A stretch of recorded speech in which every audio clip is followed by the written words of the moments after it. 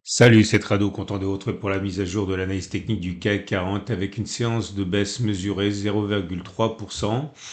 On a effectivement rebondi une fois de plus sur la zone des 79, 118, 119, 00. On n'a pas clôturé ni en dessous des plus bas de la veille, hein, ni encore moins en fait en dessous de la zone des 79, 118, 119, 00.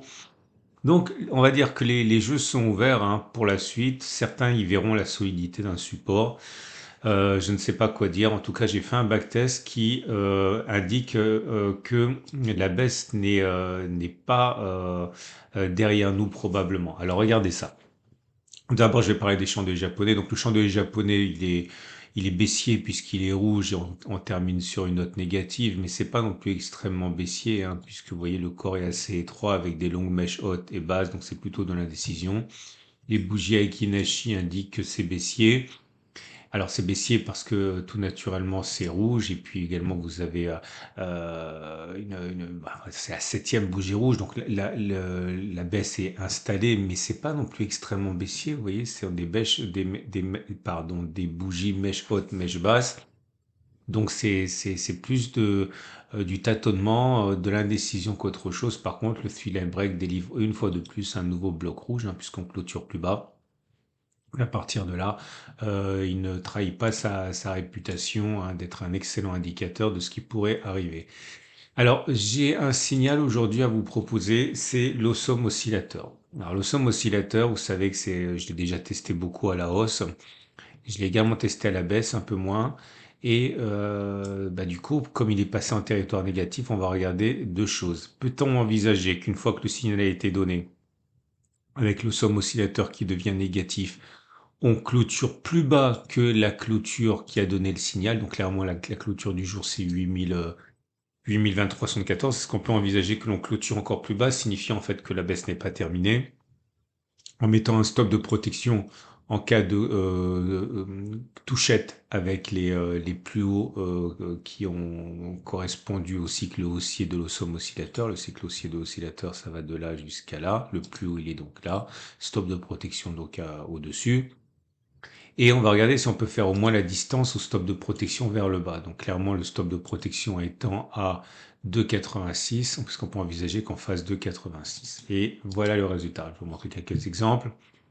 Premier exemple, c'est ici. Vous voyez, il y a un vert et un rouge. Pourquoi? Parce que si elle a été donnée sur cette bougie, là, si on met le stop de protection, comme on l'a dit, au-dessus des plus hauts du cycle haussier de l'Awesome Oscillator, c'est-à-dire 3,06, ben voilà, on a fait 1,96 au pire avant de déclencher le stop de protection sur cette bougie-ci. Donc oui, on est allé plus bas, mais non, on n'a pas fait une fois la distance au stop de protection. Donc vous avez un pouce vert et un pouce rouge. Là, par contre, on a fait les deux. Comme vous pouvez le constater, le signal était donné sur cette bougie. Là, le stop de protection étant mis sous les plus hauts du cycle haussier de l'Awesome, c'est 3,49.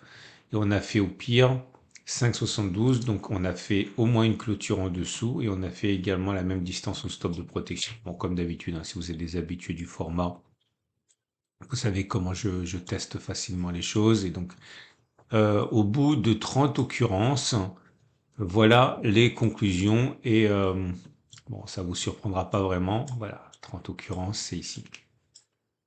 Et ça nous amène donc jusqu'en 2018. Ok. Peut-on envisager, à partir du moment où on a eu le signal aujourd'hui, que l'on clôture plus bas au moins une fois? Oui, clairement. 25 fois ça a fonctionné ainsi, 6 fois ça n'a pas fonctionné ainsi. Donc au moins dans 83% des cas sur les 30 dernières occurrences, on peut envisager que l'on clôturera plus bas que la clôture du jour avant que d'aller toucher de 86% vers le haut. Et peut-on envisager qu'on fasse de 86 vers le bas maintenant? La réponse est non. Alors non, ça a fonctionné comme ça 13 fois, ça a échoué 17 fois. Autrement dit, ça a fonctionné dans 43% et ça a échoué dans 57%. Donc ça peut tout à fait arriver, hein, puisque sur 100 fois, c'est arrivé quand même 43 fois. Ou alors si vous préférez, sur 30 fois, c'est arrivé 13 fois. Mais c'est pas ce qu'il y a de plus plausible. Mais une fois de plus, alors pour la petite histoire, j'ai testé également deux fois. Allez, deux fois la même distance vers le bas, donc de 86 fois 2. Et là, on n'avait que 6 succès, 24 échecs, donc ça fonctionne dans 20% des cas. Donc une fois de plus, on a l'idée selon laquelle Non, la baisse n'est pas terminée, mais ça devrait pas aller très très bas. On ne devrait pas clôturer plus bas que ça. C'est pour ça que j'avais mis à l'origine. Bon, il y a eu, j'ai un peu parlé de cela déjà, mais voilà, lorsque j'avais décidé d'acheter ça, à l'origine, mon stop de protection, il était en dessous du support. L'idée, c'est que c'est mon scénario depuis des semaines et des semaines, hein, c'est que l'on rebondisse avec un stop de protection en dessous, comme ça. Ok, donc ça, c'est toujours la même chose, c'est des variations sur le même thème, hein, c'est de profiter de la correction pour se mettre dans la sens de la tendance en pensant que là, le palier va tenir, hein. Donc c'est un nouvel élément qui nous permet, on va dire, d'envisager la même chose. De toute manière, regardez, lorsque l'on casse une oblique, quand on est débutant, on pense que lorsqu'on casse une oblique haussière, on va redescendre. Généralement, c'est pas ce qui se passe. Généralement, lorsque l'on casse un canal ou une oblique, eh bien, on latéralise pour mieux remonter après. Ok, donc il pourrait bien se produire la même chose. Ce qui nous amène pour terminer, j'ai pas d'autres éléments à vous proposer. Donc la moyenne mobile à 7 jours dit que la tendance immédiate est toujours baissière. La tendance générale, elle est baissière maintenant. Regardez, on est en dessous de la M20 qui descend. Donc tendance immédiate baissière, tendance générale baissière. Par contre, la moyenne mobile à 50 jours n'a pas encore été touchée. Surtout ça qui m'inquiète parce qu'on a testé quelque chose en milieu de semaine qui disait qu'il était très plausible après un croisement M7-M20 que l'on touche la M50. On l'a pas touché.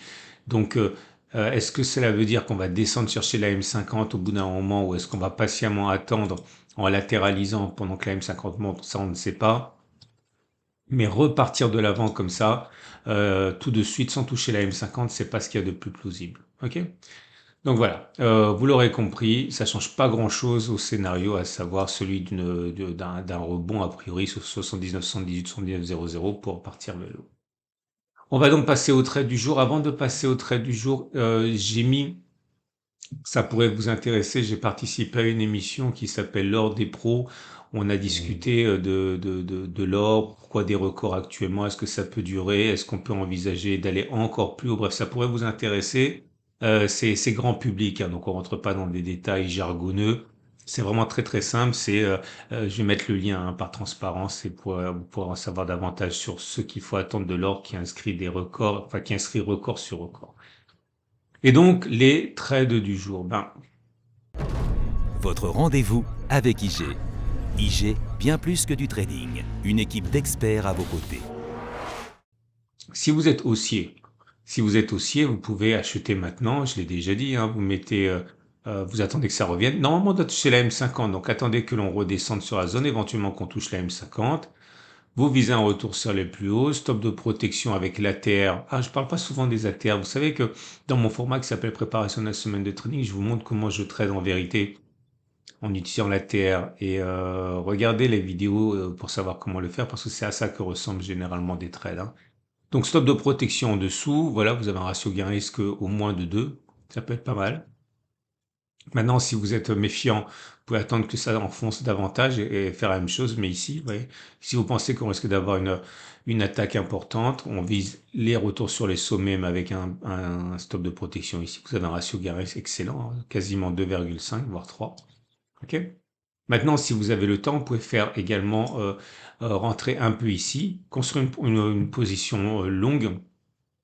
Par exemple, si vous risquez, je dis n'importe quoi, 2% de votre capital, si on vient ici, vous pouvez rentrer un petit peu sur les 79, 118 et puis rentrer un petit peu à 76, 50, 75, 20 tout en faisant en sorte que l'ensemble ne coûte pas plus que 2% de votre capital si on vient chercher les 74, les 73, 97, enfin 74, 00, c'est une possibilité aussi, ok?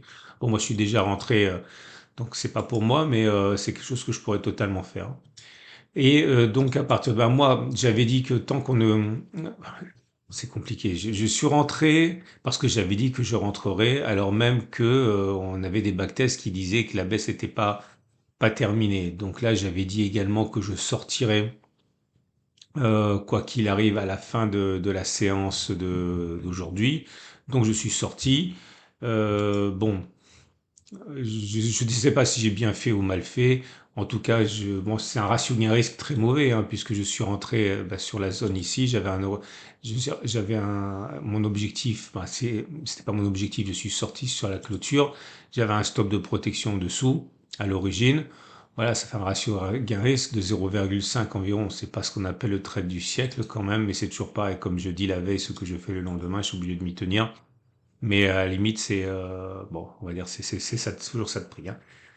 Excellente journée, excellent vendredi et n'oubliez pas de regarder toutes les vidéos que je vais vous proposer ce week-end comme d'habitude, y compris celle sur l'or qui est déjà en ligne. Vous avez un lien par transparence.